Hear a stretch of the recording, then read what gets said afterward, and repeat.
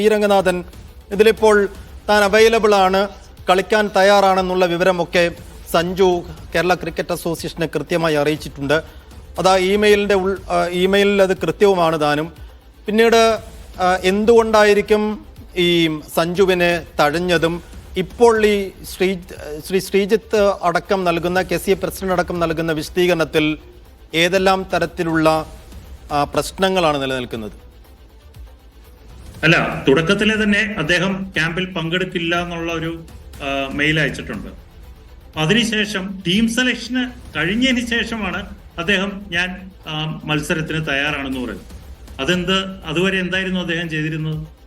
അപ്പൊ ടീം സെലക്ഷന് കഴിഞ്ഞതിന് ശേഷമാണ് സഞ്ജു വി സാംസൺ പറയുന്നത് ഞാൻ വിജയ് ഹസാരെ. അപ്പൊ കളിക്കാരില് ഉപരിയായിട്ട് ഒരു ആധികാരികമായിട്ട് എന്നെ എടുക്കണം എന്ന് ഒരിക്കലും ഒരു കളിക്കാരന് പറയാൻ സാധിക്കില്ല, എത്ര വലിയ കളിക്കാരനാണെങ്കിലും. അപ്പൊ അത് വളരെ തെറ്റായിട്ടുള്ള ഒരു മെയിലാണ്. കാരണം ഒരു ടീമിന്റെ സെലക്ഷൻ കഴിഞ്ഞിട്ട് എന്നെയും കൂടെ ടീമിൽ ഉൾപ്പെടുത്തണം കളിക്കാനായിട്ടെന്ന് പറയുന്നതിൽ എന്താണ് ന്യായം? അതിൽ KCA എങ്ങനെയാണ് തെറ്റ് പറയുക? അത് മാത്രമല്ല, ടീം സെലക്ഷൻ, ആ സെലക്ഷൻ ചെയർമാൻ ഉണ്ട്, സെലക്ടേഴ്സ് ഉണ്ട്, KCAയുടെ സെക്രട്ടറി ഉണ്ട്. ഇവരായിട്ട് നേരിട്ടൊന്ന് ബന്ധപ്പെടുത്താൻ എന്തായിരുന്നു ഇപ്പോഴത്തെ ഒരു ആധുനിക സംവിധാനം വെച്ച് ആ ഫോണിലൂടെ അറിയിക്കുകയോ അല്ലെങ്കിൽ മെയിലിൽ അറിയിക്കുകയോ ഇതുവരെ ആ ക്യാമ്പ് നടന്ന ഒരു ദിവസവും നടത്താതെ ടീം സെലക്ഷന് ശേഷം അദ്ദേഹത്തിന് ഒരു ബോധോദയം വന്നു, ഞാൻ വിജയ് ഹസാരെ കളിക്കാനായിട്ട്. അങ്ങനെ ഇത്ര വലിയ കളിക്കാരനൊന്നും കേരള ക്രിക്കറ്റിന് ആവശ്യം വരില്ല. അവര് കളിക്കേണ്ട കാര്യവുമില്ല. കാരണം അവര് കളിക്കാനായിട്ട് യങ്സ്റ്റേഴ്സ് ഉണ്ട്, അവര് ടീം സെലക്ട് ചെയ്തു. അപ്പൊ അതിലൊരു തെറ്റും എനിക്ക് തോന്നുന്നില്ല. പിന്നീട് ഈ കേരള ക്രിക്കറ്റ് അസോസിയേഷൻ ഇപ്പോ സഞ്ജു വി സാംസണെതിരാണ്, അദ്ദേഹം കാരണമാണ് ഈ ചാമ്പ്യൻസ് ട്രോഫി ടീമിൽ അദ്ദേഹത്തിന് സ്ഥാനം നഷ്ടപ്പെട്ടത്. അതൊക്കെ വെറുതെ ഒരു മുടന്തൻ ന്യായങ്ങളാണ്. വിജയ് ഹസാരെ ട്രോഫി കളിച്ചാലും ഇല്ലെങ്കിലും സഞ്ജു വി സാംസനെ ഇന്ത്യൻ ടീമിന് ചാമ്പ്യൻസ് ട്രോഫിക്ക് എടുക്കണമെങ്കിൽ തീർച്ചയായിട്ടും BCCIക്കോ ഇന്ത്യൻ സെലക്ടേഴ്സിനോ എടുക്കാമായിരുന്നു.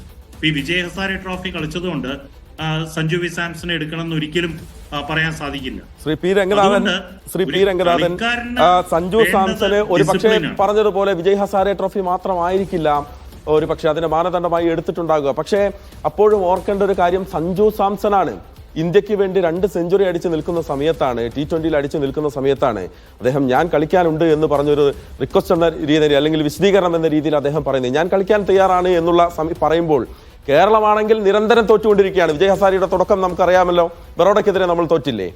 ബാക്കി നടന്ന 2-3 മത്സരങ്ങൾ തുടരെ നമ്മൾ തോറ്റില്ലേ? ഇങ്ങനെ കളി തോൽക്കുമ്പോഴും കേരളത്തെ ജയിപ്പിക്കാൻ എന്തുകൊണ്ട് സഞ്ജുവിനെ കൊണ്ടുവന്നില്ല?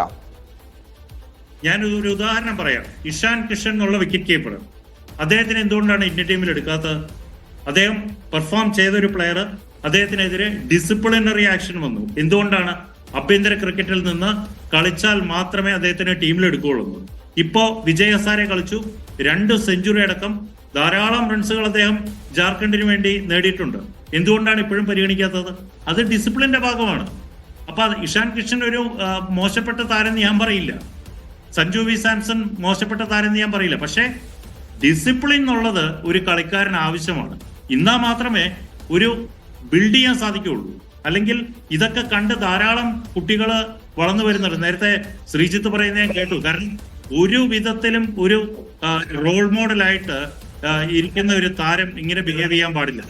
ഇതൊക്കെ ഒരു ടേബിളിൽ ഇരുന്ന് ഡിസ്കസ് ചെയ്ത് സോഫ്റ്റ് ആയിട്ട് അത് സെറ്റിൽ ചെയ്യേണ്ട കാര്യത്തിന് ഇങ്ങനെ ഒരു വലിയ ഒരു വിവാദമാക്കി മാറ്റി ടീമിൽ ഇനിയും സാധ്യതയുണ്ട്. ഇപ്പൊ ഞാനൊരു കാര്യം കൂടെ പറയാം.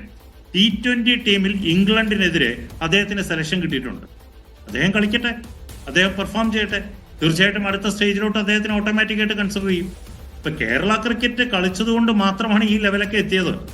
അതൊക്കെ മറന്നിട്ട് ഒരു അസോസിയേഷനെ തന്നെ പഴിചാരിക്കൊണ്ട് മുന്നോട്ട് പോകാൻ ഒരു കളിക്കാരനും കരുതണ്ട.